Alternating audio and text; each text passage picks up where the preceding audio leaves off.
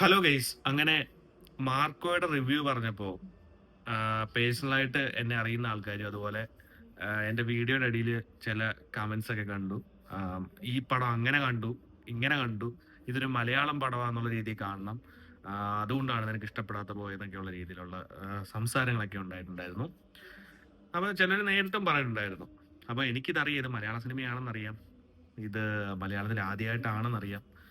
പക്ഷേ നമ്മൾ കൊടുക്കുന്ന ഒരു ബിൽഡപ്പ് ഉണ്ടല്ലോ, ഒരു സിനിമ ഇറങ്ങി കഴിഞ്ഞതിന് ശേഷം ഒരു സിനിമയ്ക്ക് നമ്മൾ കൊടുക്കുന്ന ഒരു ബിൽഡപ്പ് ഉണ്ട്. അത് കണ്ടു കഴിഞ്ഞ് കഴിഞ്ഞാൽ നമ്മൾ ഓവറായിട്ട് നമുക്ക് പ്രതീക്ഷ കയറും, അത് സർവ്വസാധാരണമാണ്. അപ്പൊ അങ്ങനെയാണ് ഞാൻ ആ പടം പോയി കണ്ടത്. അതുമൂലമാണ് എനിക്ക് പ്രതീക്ഷ അത്ര ഇഷ്ടപ്പെട്ടില്ല എന്ന് പറഞ്ഞത്.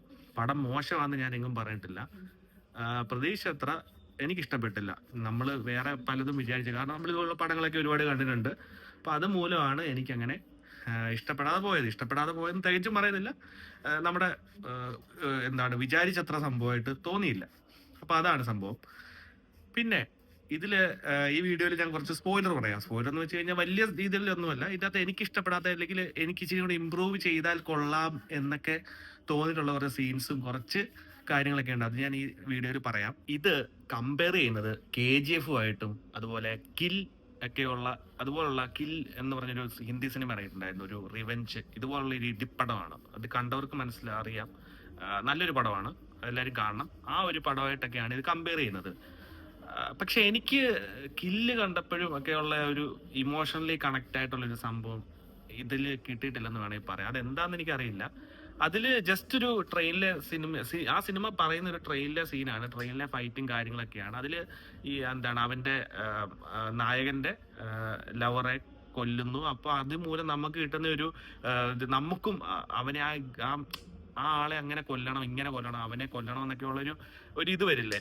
അപ്പൊ ആ ഒരു സംഭവം എനിക്ക് ഈ മാർക്കോ കണ്ടപ്പോൾ എനിക്ക് കിട്ടിയില്ല.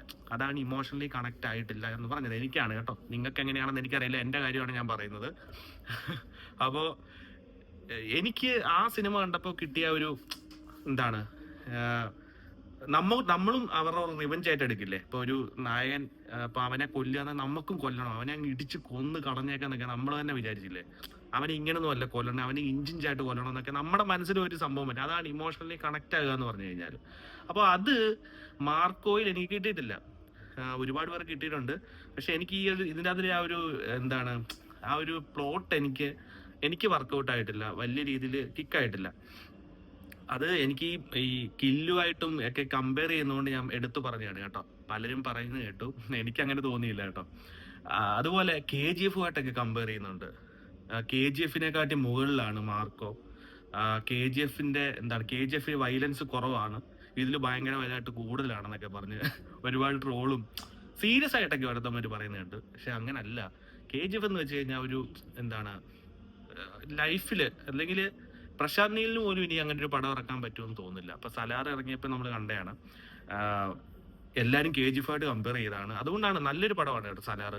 അപ്പോൾ അത് അത്ര വിജയിച്ചു എന്നാൽ തന്നെ KGF അത്ര ഓളം സൃഷ്ടിക്കാതെ പോയത് ഈ ഒരു ഒറ്റ കാരണം കൊണ്ടാണ്. KGF ലെവൽ എത്തിയിട്ടില്ല. അങ്ങനെ ഒരു ലെവൽ ഇനി അങ്ങനെ ഒരു പടം വരില്ല. KGF ലെവൽ ഒരു പടം ഇനിയും വരില്ല. കാരണം അതൊരു വണ്ടറാണ്. എന്താണ്, അപ്പം അതെല്ലാവർക്കും. അപ്പൊ എല്ലാരും ഏത് സിനിമ ഇറങ്ങിയാലും, ഇപ്പൊ ഏത് മാസ് ആക്ഷൻ പടം ഇറങ്ങിയാലും KGF അത്രയുണ്ടോ? KGF അത്രയും വന്നിട്ടുണ്ടോ? ഒരു ബെഞ്ച് മാർക്കാണ് KGF. ഇങ്ങനെയൊക്കെയുള്ള ഇടിപ്പടം, മാസ് മസാല ഇടിപ്പടങ്ങളുടെയൊക്കെ നട്ടൽ എന്ന് പറയുന്നത് ഇതിന്റെ ബാക്ക്ഗ്രൗണ്ട് മ്യൂസിക് ആണ് കേട്ടോ. നിസ്സംശയം പറയാം, അതിൽ യാതൊരു ഡൗട്ടും ഇല്ല. അത് പാളിപ്പോയാൽ മുഴുവൻ പോയി, കയ്യിൽ നിന്ന് പോയി, ഇങ്ങനെയുള്ള പടങ്ങൾ പോയി. മാർക്കോയുടെ കാര്യത്തിൽ എന്തായാലും അത് പ്രതീക്ഷ തെറ്റിച്ചില്ല. നല്ല മ്യൂസിക്കാണ് കേട്ടോ. രവി ബാസുറാണ് ഇതിന്റെ മ്യൂസിക് ഡയറക്ടർ. അത് നമ്മുടെ KGF സലാറിന്റെ ഒക്കെ മ്യൂസിക് ചെയ്തിട്ടുള്ള ആൾ തന്നെയാണ് രവി ബാസുർ. പക്കയായിട്ട് ചെയ്തിട്ടുണ്ട്. പല BGM ഇതിന്റെ സീൻസിനെ ലിഫ്റ്റ് ചെയ്യാൻ സഹായിച്ചിട്ടുണ്ടെന്ന് പറയാൻ പറ്റും. കാരണം പല കാര്യങ്ങൾ നമ്മൾ കണ്ടു കഴിയുമ്പോൾ ആ മ്യൂസിക് ഇല്ലായിരുന്നെങ്കിൽ ഈ സീൻ അത്രയൊരു ഇമ്പാക്റ്റ് കിട്ടില്ല എന്നൊക്കെ നമ്മൾ ചിന്തിക്കും തിയേറ്ററിലിരുന്ന്. അപ്പൊ പുള്ളി അത് നന്നായിട്ട് ചെയ്തിട്ടുണ്ട്. ഒരു വെസ്റ്റേൺ സ്റ്റൈലിലൊക്കെയാണ് പുള്ളി ചെയ്തിരിക്കുന്നത്. ഒരു ഇൻട്രോ BGM ഒക്കെ ഉണ്ട്, യൂട്യൂബിൽ അവൈലബിൾ ആണ്. സിനിമ തിയേറ്ററിൽ കണ്ടവർക്ക് അറിയാം ആ ഒരു മ്യൂസിക് അത്രയും അവിടെ തിയേറ്ററിൽ കേൾക്കുമ്പോൾ ഉള്ള ഒരു ഫീല് സെറ്റ് ആയിരുന്നു കേട്ടോ, പറയാതിരിക്കാൻ വയ്യ. പിന്നെ ഹനീഫ് അദേനിയുടെ മേക്കിംഗ് അടിപൊളിയാണ്. പിന്നെ ഉണ്ണിമൂന്തൻ. ഇപ്പൊ ഈ ഒരു ക്യാരക്ടർ ഞാൻ ആലോചിച്ചു, ഈ ഒരു ക്യാരക്ടർ ചെയ്യാൻ മലയാളത്തിലെ ഉണ്ണിമൂന്തനും പിന്നെ പൃഥ്വിരാജ് ആയിരിക്കും അല്ലേ, പൃഥ്വിരാജ് ഉണ്ണിമൂന്നനല്ല വേറൊരാളെ സങ്കല്പിക്കാൻ പറ്റില്ല ഇങ്ങനൊരു ക്യാരക്ടർ. ഒരു സ്റ്റൈലിഷ്, ഒരു മസിൽ, ഒരു ഫിസിക് ഉള്ള, ഒരു ഹൈറ്റ് ഉള്ള അങ്ങനെയൊക്കെ ഒരു ക്യാരക്ടറാണ്. അപ്പോ ഈ ഒരു കഥാപാത്രം ചെയ്യാൻ ഇവരായിരിക്കും ബെറ്റർ, വേറെ ആരും എനിക്കൊരു തോന്നുന്നില്ല. എന്നാലും നല്ലൊരു സെലക്ഷനാണ്. ഉണ്ണിമുത്തൻ നന്നായിട്ട് തന്നെ ചെയ്തിട്ടുണ്ട്. എനിക്ക് ആകെയുള്ളൊരു പേടി ആദ്യം ഈ ഒരു സിനിമ എന്താണ് തുടക്കത്തില് ആഹ് ഈ ഒരു അനൗൺസ്മെന്റ് സിനിമ അനൗൺസ് ചെയ്ത സമയത്ത്, അല്ലെങ്കിൽ ഇതിന്റെ ഒരു ട്രെയിലർ ഒക്കെ ഇറങ്ങിയ സമയത്ത് ഞാൻ വിചാരിച്ചത് ഇയാള് കൊളവാക്കും. കാരണം പുള്ളിയുടെ ഒരു ഡയലോഗ് ഡെലിവറി സ്റ്റൈലൊക്കെ ഉണ്ടല്ലോ ഉണ്ണിമുകുന്ദന്റെ, എനിക്ക് വലിയ മാസമായിട്ട് തോന്നിയിട്ടില്ല. പുള്ളിയുടെ ഡയലോഗ് ഡെലിവറി വലിയ സംഭവമായിട്ട് എനിക്ക് പണ്ട് തോന്നിയിട്ടില്ല. അപ്പൊ ഞാൻ വിചാരിച്ചു ചിലപ്പം ഇത് കുളവാകും. പക്ഷേ പുള്ളി നന്നായിട്ട് തന്നെ ചെയ്തിട്ടുണ്ട് കേട്ടോ. നല്ല ഡയലോഗ് ഡെലിവറിയാണ്. എല്ലാം കൊണ്ട് സൂപ്പറായിട്ട് ചെയ്തിട്ടുണ്ട്. പുള്ളിയുടെ പെർഫോമൻസ് ആയാലും ലുക്ക് ആയാലും എല്ലാം അടിപൊളിയാണ്. ഇതില് ഫൈറ്റ് ഒക്കെ നന്നായിട്ട് ചെയ്തിട്ടുണ്ടെന്ന് പറയാം. പക്ഷെ ഇതിലൊരു സ്റ്റെയർ കേസിൽ ഒരു ഫൈറ്റ് ഉണ്ട്, നമ്മുടെ ജോൺ വിക്ക് അങ്ങനെ കുറെ ഹോളിവുഡ് മൂവീസിലൊക്കെ ഉള്ള പോലെ സ്റ്റെയർ കേസ് വെച്ചിട്ട് ഒരു ഫൈറ്റ് എടുത്തിട്ടുണ്ട്.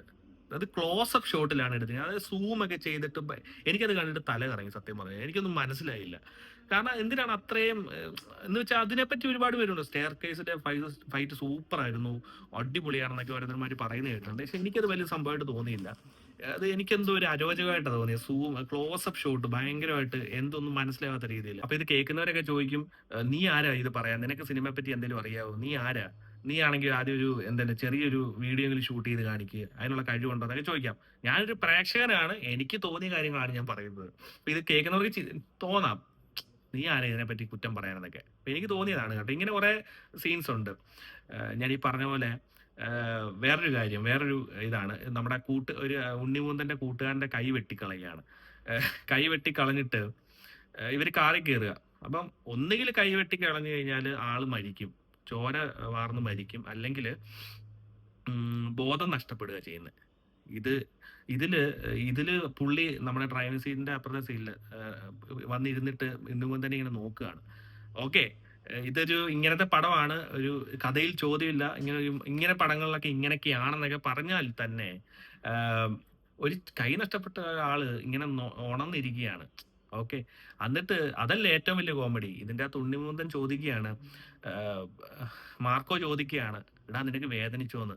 ഒരു കൈ ഇല്ലാത്ത ഒരാള് ഒരു കൈ വെട്ടിക്കളഞ്ഞിട്ട് വന്നിരിക്കുന്ന ഒരാളോട് ചോദിക്കുകയാണ് നിനക്ക് വേദനിച്ചോന്ന്. ഞാനപ്പോ തിയേറ്ററിൽ ഇരുന്ന ആൾക്കാരെയൊക്കെ നോക്കി, ഇവര് ചിരിക്കുന്നുണ്ടോ, ആൾക്കാർ ആരും ചിരിക്കുന്നൊന്നുമില്ല, സൈലന്റ് ആയിട്ട് വന്നിരുന്ന് കാണുന്നുണ്ട്. പക്ഷെ എനിക്ക് എന്തോ ഒരു കണ്ടിട്ട് പക്ഷേ എന്താ ഇങ്ങനെയൊക്കെയുള്ള ഒരു ചിന്തയായിരുന്നു അത് കണ്ടപ്പോ.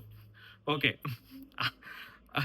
അത് കഴിഞ്ഞൊരു മാസീനാണ് കേട്ടോ. അത് കഴിഞ്ഞ് അത് ചോദിച്ചിട്ട് പുള്ളി കുറെ ബ്രൂട്ടലായിട്ടുള്ള കുറെ സീൻസ് ആയി കാണിക്കണം. നല്ലതാണ് കേട്ടോ, അതൊക്കെ കണ്ടിരിക്കാൻ. വയലൻസ് ആണ് കേട്ടോ. നല്ലതെന്ന് പറയുമ്പോൾ വയലൻസ് ആണെന്നൊക്കെ കണ്ടിട്ട് മനസ്സിലാക്കിയിട്ട് വേണം പടം കാണാൻ പോവാൻ. എന്ന് വെച്ച് കഴിഞ്ഞാൽ അല്ല മറ്റേ പടം പോലെ സാധാ ഫൈറ്റ് ഒന്നും അല്ല, ബ്രൂട്ടലായിട്ടുള്ള സീൻസ് ഒക്കെ കുറെ ഉണ്ട്. ഓക്കെ, പിന്നെ ഇപ്പം റിവെഞ്ച് സ്റ്റോറി അല്ലെങ്കിൽ ഇങ്ങനെയൊക്കെയുള്ള പടങ്ങളാകുമ്പോൾ അറിയാം, നമ്മളെ കൊന്നു, നമ്മുടെ വീട്ടിൽ കയറി അല്ലെങ്കിൽ നമ്മുടെ ആൾക്കാരെ കൊന്നു തിരിച്ച് അവരെയും കൊല്ലുക. അതാണ് ഒരു ഷോർട്ടായിട്ട് പറയുകയാണെന്ന്, വലിയ കഥയൊന്നുമില്ല. അതാണ് ഇങ്ങനെയുള്ള പടങ്ങളുടെ എല്ലാം ഒരു എന്താണ് ഒരു സബ്ജക്റ്റ്, അതാണ് സംഭവം, അതാണ് തീം. അപ്പൊ ഇതിലും അതുപോലെ എന്താണ് ഫാമിലിയെ മുഴുവൻ കൊല്ലുന്നുണ്ട്. അത് കണ്ടോണ്ടിരിക്കുകയാണ് ഉണ്ണിമൂന്തൻ. ഈ ഉണ്ണിമൂന്തനെ പറ്റി പറഞ്ഞു കഴിഞ്ഞാൽ ഇതിനകത്തെ കഥാപാത്രം മാർക്കോ ആണ്. ഉണ്ണിമൂന്തൻ എന്ന് പറയുന്നതേ ഉള്ളൂ കേട്ടോ.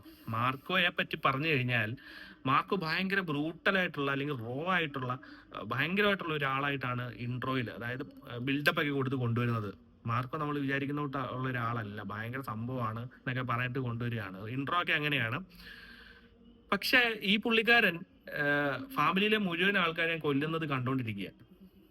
ബോധം നഷ്ടപ്പെട്ടിട്ടില്ല, കൈകാലുകൾ കെട്ടിയിട്ടിട്ടില്ല, ഒന്നുമില്ല. ജസ്റ്റ് ഷുഗർ കൂടിയതാണോ BP കൂടിയതാണോ എന്നറിയില്ല, ഒരു മൂലക്ക് എഴുന്നിട്ട് ഡാ ഡാ ഡാ എന്ന് പറഞ്ഞുകൊണ്ടിരിക്കുക. ഒന്ന് ആലോചിച്ച് നോക്കി, ഇത്രയും വലിയ സംഭവം. ഓക്കെ, ഇപ്പം ഇത്രയും വലിയൊരു പുള്ളിയെ പുള്ളിയുടെ ബിൽഡപ്പ് ചെയ്ത് കൊണ്ടുവരുന്നത് എങ്ങനെയാണ്, വലിയ സംഭവമായിട്ടാണ്. മാർക്കോ അങ്ങനത്തെ ഒരാളാണ്, ഇങ്ങനത്തെ ഒരാളാന്നൊക്കെ പറഞ്ഞിട്ട് കണ്ടോണ്ടിരിക്കുകയാണ്. പുള്ളിക്ക് എന്തോ ചെറിയൊരു കുത്തും ചെറിയൊരു അടിയൊക്കെ ഏറ്റു. എന്നിരുന്നാൽ തന്നെ ഇങ്ങനെയുള്ള പടങ്ങളൊക്കെ നമ്മൾ ഒരുപാട് കാണുന്നതല്ലേ. ഒരു എക്സ്ട്രാ ഓർഡിനറി മനുഷ്യനാകുന്ന സമയത്ത് എന്തെങ്കിലും തരത്തിലൊന്ന് റിയാക്ട് ചെയ്യണ്ടേ. ഇതിപ്പോ വേണ്ടപ്പെട്ടവരെ എല്ലാം കൊന്നോണ്ടിരിക്കുക, കൊച്ചു കുട്ടികളെ അടക്കം കൊന്നോണ്ടിരിക്കുക ബ്രൂട്ടലായിട്ട്. അത് കണ്ടോണ്ടിരിക്കുകയാണ്. കൊല്ലല്ലടാ ഡാ ഡാ ഡാ എന്നൊക്കെ പറഞ്ഞുകൊണ്ട് കണ്ടോണ്ടിരിക്കുക. ഞാൻ ജസ്റ്റ് കോമഡി ആയിട്ട് പറയുന്നതല്ല, എനിക്ക് ഫീൽ ആയ കാര്യമാണ് കേട്ടോ. എനിക്ക് തിയേറ്ററിൽ നിന്ന് തോന്നിയ കാര്യം, ചിലർക്കെങ്കിലും അങ്ങനെ ഫീൽ ആയിട്ടുണ്ടായിരിക്കാം. ഇത്രയും വലിയ സംഭവമായിട്ടുള്ള മാർക്ക് എന്തോന്നാണ് ഈ കാണിക്കുന്നത്. ഇങ്ങനെയൊക്കെ തോന്നിയിട്ടുണ്ടാവും. ഇതെന്ത് ഇയാൾ ഇങ്ങനെ കണ്ടോണ്ടിരിക്കുന്നത്? ഓരോരുത്തരും ഇങ്ങനെ 1-2 പേരെ അല്ല കൊല്ലുന്നത്, ഒരു 7-8 പേരെ ഒരുമിച്ച് കൊല്ലുക മാർക്കോയുടെ മുമ്പിൽ. ഒരേ ഒരേ എക്സ്പ്രഷൻ വെച്ചിട്ട് മാർക്കോ ഇങ്ങനെ ഇരിക്കുക, ഡാ ഡാ ഡാ എന്ന് പറഞ്ഞ്. ഞാനതാ ചോദിച്ചത്, ഷുഗർ കൂടിയതാണോ BP കൂടിയതാണോ, എന്ത് പറ്റിയെന്ന്. ഒന്നുകിൽ അവിടെ എന്തോ ലോജിക്കില്ലായ്മയാണോ അല്ലെങ്കിൽ എന്തെങ്കിലും ഒരു ഇത് പാളിയതാണോ എന്ന് എനിക്ക് തോന്നുന്നു. അവിടെ ഒന്നുകിൽ ഉണ്ണിമുകുന്ദന്റെ സോറി മാർക്കോയുടെ കൈ കെട്ടിയിടായിരുന്നു. ഇത് മാർക്കോ ഫ്രീ ആയിട്ടിരിക്കുകയാണ്, കാലും കൈയും എല്ലാം. ഒന്ന് ആലോചിച്ച് നോക്കിയേ, എല്ലാരും കൊന്നോണ്ടിരിക്കുക, അവനൊന്ന് റിയാക്ട് ചെയ്യാൻ പോലും പറ്റുന്നില്ല. ഇതെനിക്ക് ഒരു വല്ലാത്ത സീനായിട്ട് തോന്നുന്നു. സാധാരണ ഒരു ക്യാരക്ടർ ആണെങ്കിൽ ഓക്കെ, ഇത് അങ്ങനല്ലല്ലോ. ചുമ്മാ കണ്ടോണ്ടിരിക്കുക എല്ലാരെയും കൊല്ലുന്നത്. ഇത് കഴിഞ്ഞ് അത് അടുത്ത സീനാണ് ഏറ്റവും വലിയ രസം. എല്ലാരെയും കൊന്നു, ചങ്ക് തകർന്നിരിക്കുകയാണ്. ഇനിയും അവന് നഷ്ടപ്പെടാൻ ആരും ഇല്ലെന്ന് തോന്നുന്നു, സിദ്ധിക്കുണ്ടെന്ന് തോന്നുന്നു കേട്ടോ. അപ്പോ ഇവൻ ഉടനെ എണ്ണീച്ചിട്ട് എല്ലാരെയും കൊന്ന് ഫാമിലി എല്ലാം പിഞ്ചു കുഞ്ഞിനെ വരെ പിടിച്ചോണ്ട് പോയി ഗർഭപാത്രത്തിൽ നിന്ന് എടുത്തോണ്ട് പോകുന്ന സീനൊക്കെ ഉണ്ട്. അപ്പോ ഗർഭപാത്രത്തിൽ അല്ല, ഓക്കെ, വലിച്ചു പൊട്ടിച്ചോണ്ട് പോകുന്ന സീനുണ്ട്. അപ്പോ അത് കഴിഞ്ഞ ശേഷം ഇയാൾ എല്ലാം തകർന്നിരിക്കുന്ന ഒരു മനുഷ്യനാണ്, ട്രാജഡി അടിച്ച് നശിച്ചിരിക്കുന്ന ഒരു മനുഷ്യനാണെന്ന് ഓർക്കണം കേട്ടോ. പുള്ളിക്കാരൻ എല്ലാം കഴിഞ്ഞ ശേഷം ആ സമയം തന്നെ ഓടിപ്പോയിട്ട് മുടി വെട്ടി സോപ്പൊക്കെ ഇട്ട് തേച്ച് കുളിച്ച് എന്താണ് അലക്കി തേച്ച കോട്ടും സൂട്ടും ഒക്കെ ഇട്ട്, അതും പെർഫ്യൂം ഒക്കെ അടിച്ച്, മാർക്കോ എഴുതിയ പ്രത്യേക പെർഫ്യൂം ഒക്കെ അടിച്ച് സ്റ്റൈലായിട്ട് കണ്ണാടിയൊക്കെ വെച്ച് അങ്ങ് പോവാ. ഇത്രയും ചങ്ക് കയറിയിരിക്കുന്ന ട്രാജഡി അടിച്ചിരിക്കുന്ന ഒരു മനുഷ്യൻ വില്ലന്മാരെ കൊല്ലാൻ പോകുന്നേ കേട്ടോ. എല്ലാരും നഷ്ടപ്പെട്ടതിന് ശേഷം മുടി വെട്ടി കുളിച്ച് സ്റ്റൈലായിട്ട് പെർഫ്യൂം ഒക്കെ അടിച്ച് പൊളിച്ചൊക്കെയാ പോകുന്നത്. ആലോചിച്ച് ചോദിക്കേ. അപ്പൊ എനിക്കും അത് കണ്ടപ്പോ എനിക്ക് വല്ലാതെ തോന്നി. അങ്ങനെ എനിക്ക് തോന്നിയ കുറച്ച് കാര്യങ്ങളാണ് ഞാൻ പറയുന്നത് കേട്ടോ. ചിലവർക്കെങ്കിലും അങ്ങനെ തോന്നിയിട്ടുള്ളവർ കമന്റ് ചെയ്യുക. അപ്പൊ ചിലവർ പറയും ഇത് അങ്ങനത്തെ പടമാണ്, ക്ലീശ അല്ല, ഇതുവരെ നീ കണ്ട പടങ്ങളല്ല, ഇതൊരു വെറൈറ്റി പടമാണെന്നൊക്കെ പറഞ്ഞാൽ തന്നെ ഒന്ന് ആലോചിച്ച് നോക്കിയേ. കുടുംബത്തിലെ എല്ലാവരും നഷ്ടപ്പെട്ടു, അത് ബ്രൂട്ടലായിട്ട് കൺമുമ്പി വെച്ച് കൊന്നു കളഞ്ഞു. ഇയാള് ഉടനെ ഓടിപ്പോയി മുടിയും വെട്ടി കണ്ണാടിയും വെച്ച് പെർഫ്യൂമും അടിച്ചാ പോകുന്നത്. പെർഫ്യൂം അടിച്ച് നോക്കണേ, പെർഫ്യൂം അടിച്ചങ്ങ് പോവാ വില്ലന്മാരെ കൊല്ലാൻ. അത് കഴിഞ്ഞ് അടുത്ത വീട്ട് കുറെ ഉണ്ട് കേട്ടോ. ഞാൻ ഇതിന്റെ അകത്ത് വിട്ടു പോകുന്നുണ്ട്, എന്നാലും എനിക്ക് പറ്റുന്ന ഓർത്തിരിക്കുന്ന കാര്യങ്ങളാണ് ഞാൻ പറയുന്നത്. അവസാന ക്ലൈമാക്സില് വില്ലന്മാരെയൊക്കെ ഒറ്റ സെക്കൻഡ് കൊണ്ട് അങ്ങ് കൊന്നു കളയുക. ഇത്രയും അവന്റെ വേണ്ടപ്പെട്ട ആൾക്കാരെ എല്ലാം കൊന്നു കളഞ്ഞാൽ, ഇത്രയും ക്രൂരമായിട്ട് കൊന്ന ക്രൂരന്മാരായിട്ടുള്ള ആൾക്കാരെ ഒറ്റ ഇതിന് 2 ഇടി ഇടിച്ചിട്ട് തലയങ്ങ് വെട്ടിക്കളയുക. ഈ തല വെട്ടിക്കളഞ്ഞു കഴിഞ്ഞാൽ 1 സെക്കൻഡ് കൊണ്ട് ജീവൻ പോകുന്ന അറിയാമല്ലോ. എന്നാലും ചോദിക്കേ, അങ്ങനെയൊക്കെയാണോ അവരെ കൊല്ലേണ്ടത്? ഞാൻ ഫസ്റ്റ് റിവ്യൂവിലും പറഞ്ഞിട്ടുണ്ടായിരുന്നു, ഇങ്ങനെയാണോ റിവെഞ്ച് ചെയ്യുന്ന സമയത്ത് നമ്മളെ എങ്ങനെയാണോ ചെയ്തത് അതിന്റെ അപ്പുറം കൊടുക്കണ്ടേ, അതിന്റെ ഇരട്ടി കൊടുക്കണമെന്നൊക്കെ പറയില്ലേ. ഇതങ്ങനൊന്നും ഇല്ല. ചുമ്മാ വന്നിട്ട് 2 ഇടി ഇടിച്ച് കുറെ സ്റ്റൈൽ BGM ഒക്കെ ഇട്ടിട്ട് തല വെട്ടിയും കളയുക. തല വെട്ടി കളയാൻ പിന്നെ ഒന്നും ഇല്ലല്ലോ. 2 വില്ലന്മാരുണ്ട്, അത് അങ്ങനെയല്ലല്ലോ അവന്മാരെ കൊല്ലേണ്ടത്. എനിക്ക് അങ്ങനെ പേഴ്സണലി ഫീൽ ആയി. അങ്ങനെയല്ല ചെയ്യേണ്ടത്. കുറച്ചും കൂടെ എന്താണ് ബ്രൂട്ടലായിട്ട് അവന്മാരെന്താണോ ചെയ്തത് അതിന്റെ 10 മടങ്ങ് കൊടുക്കണമെന്നൊക്കെ പറയില്ലേ. അപ്പൊ അതുപോലെ കൊടുക്കണമെന്നൊക്കെ നമ്മൾ മനസ്സിൽ ഇങ്ങനെ ആലോചിച്ച് വരുന്ന സമയത്ത് ഇത് ചുമ്മാ ഇങ്ങനെ വന്നിട്ട് ഒറ്റ വെട്ടിന് തലയും വെട്ടിക്കളഞ്ഞാ എന്നാ പിടി, ഒരുത്തന്റെ ഹൃദയം എടുത്ത് തീർന്നേ.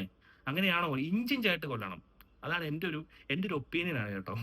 ഇഞ്ചിഞ്ചായിട്ട് വേണോ ഇങ്ങനെയൊക്കെയുള്ള നമ്മളെന്താണോ ചെയ്തത് അതുപോലെ തന്നെ തിരിച്ചു കൊടുക്കുക, അതിന്റെ ഇരട്ടി തിരിച്ചു കൊടുക്കുക. അതാണല്ലോ ഇങ്ങനെയുള്ള ഇത്രയും വയലൻസ് കാണിക്കാൻ പറ്റുമെങ്കിൽ അതും കൂടെ കാണിക്കരുതോ? അവിടെയാണ് ഈ പടത്തിൽ കുറച്ച് നെഗറ്റീവ്സും കുറച്ച് പാളിച്ചകളുണ്ട്. കംപ്ലീറ്റ്ലി സാറ്റിസ്ഫൈ അല്ലെന്നൊക്കെ പറയാൻ കാരണം കേട്ടോ. ഇത്രയും വയലൻസ് കാണിക്കാം, കാര്യങ്ങളൊക്കെ കാണിക്കാമെങ്കിൽ ഇതും കൂടെ കാണിച്ചുകൂടെ? വില്ലന്മാരെ അതുപോലെ കൊന്നുകൂടെ? അങ്ങനെ അന്നേരം അല്ലേ പടം കംപ്ലീറ്റ് ആവുള്ളൂ. ഇവിടെ എന്താണ് മിസ്സായി പോകുന്നത് എനിക്കറിയില്ല. കില്ലിലായാലും പണിയിലായാലും എല്ലാം ഇങ്ങനെയാണ്. പണിയിലാണെങ്കിൽ ജോർജ് അവസാനം ബോംബ് വെച്ചങ്ങ് പൊട്ടിച്ച് കളയുക. അത്രയും ചെയ്തവന്മാരെ ഒറ്റ സെക്കൻഡ് കൊണ്ടെങ്കിൽ ഇല്ലാതാക്കുക. അങ്ങനെയാണോ ചെയ്യേണ്ടത്? എന്റെ ചോദ്യമാണ് കേട്ടോ. അങ്ങനല്ല ചെയ്യേണ്ടത്. എൻ്റെ ഒരു അഭിപ്രായത്തിൽ ഞാൻ പറയാണ്, അങ്ങനല്ല. അവരെ ഇഞ്ചിഞ്ചായിട്ട് തന്നെ കൊല്ലുക, എന്നാലല്ലേ അതിനൊരു സാറ്റിസ്ഫാക്ഷൻ കിട്ടുള്ളൂ കാണുന്നവർക്ക്. അപ്പൊ ഇങ്ങനെ കുറെ കാര്യങ്ങളൊക്കെ ഉണ്ട്. ഈ KGF മുകളിൽ അല്ലെങ്കിൽ കില്ലിനെക്കാട്ടി മുകളിൽ എന്നൊക്കെ പറഞ്ഞ് തെള്ളു കേട്ടിട്ടാണ് ഞാൻ ഈ പടം പോയി കണ്ടത്. അതുകൊണ്ടാണ് എനിക്ക് പ്രതീക്ഷയ്ക്കൊത്ത് വരാഞ്ഞത്. എന്നിട്ടും പടം മോശമാണെന്ന് ഞാൻ പറയുന്നില്ല, പടം നല്ലതാണ്. എന്നിരുന്നാൽ തന്നെ ഈ തള്ളുന്നമാർ ഇതൊന്നും വാക്ക് കേട്ട് പോയിരിക്കുക. വയലൻസ്, ഇതുപോലുള്ള വയലൻസ് നിറഞ്ഞൊരു പടം മലയാളത്തിൽ ഇറങ്ങിയിട്ടില്ല കേട്ടോ. അത് സത്യമാണ്, ഇന്ത്യയിൽ ഇറങ്ങിയിട്ടില്ല. അങ്ങനെയൊക്കെ പ്രതീക്ഷ പോയി കാണുക. അല്ലാതെ KGF അച്ഛനായിട്ട് വരും, അപ്പൂപ്പനായിട്ട് വരും എന്നൊക്കെ പറഞ്ഞ് പോയി കാണാതിരിക്കുക. അപ്പൊ അത്രയൊക്കെ ഉള്ളൂ.